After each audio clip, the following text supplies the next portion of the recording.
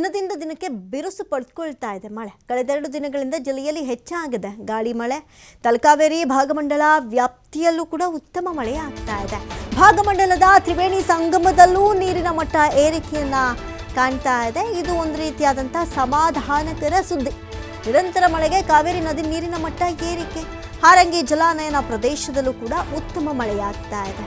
ಎಷ್ಟು ಮಟ್ಟಿಗೆ ಆಗುತ್ತೆ ಅನ್ನೋದು ಪ್ರಶ್ನೆ. ಯಾಕಂತ ಹೇಳಿದ್ರೆ ನಾವು ಗಮನಿಸಿದಂತೆ ಜೂನಲ್ಲಿ ಆಗಲಿಲ್ಲ, ಜುಲೈ ಆರಂಭದಲ್ಲಿ ಒಂದು 3-4 ದಿನ 4-5 ದಿನ ವ್ಯಾಪಕ ಮಳೆಯಾಗಿದ್ದು ಬಹಳಷ್ಟು ಸಂತಸ ತಂತು. ಅಯ್ಯೋ ಬರಗಾಲ ಆವರಿಸ್ಬಿಡುತ್ತೆ ಅಂತ ನಾವು ಅಂದ್ಕೊಂಡಿದ್ವಿ. ಅಬ್ಬಬ್ಬಾ ಮಳೆ ಆಗ್ತಾ ಇದೆಯಲ್ಲ ಅಂತ ಕೃಷಿಕರು ಖುಷಿ ಪಡುವಂಥ ಸಂದರ್ಭದಲ್ಲೇ ಇಮಿಡಿಯೇಟ್ ಆಗಿ ಮಳೆ ನಿಲ್ತು ಬರಗಾಲದ ಛಾಯೆ ಆವರಿಸ್ಬಿಟ್ಟಿತ್ತು. ಆದರೆ ಈಗ ಕೊಡಗಿನಲ್ಲಿ ಶುರುವಾಗಿರುವಂಥ ಮಳೆ ಕೊಂಚ ನೆಮ್ಮದಿಯ ನಿಟ್ಟುಸಿರು ಬಿಡುವಂತೆ ಮಾಡಿದೆ.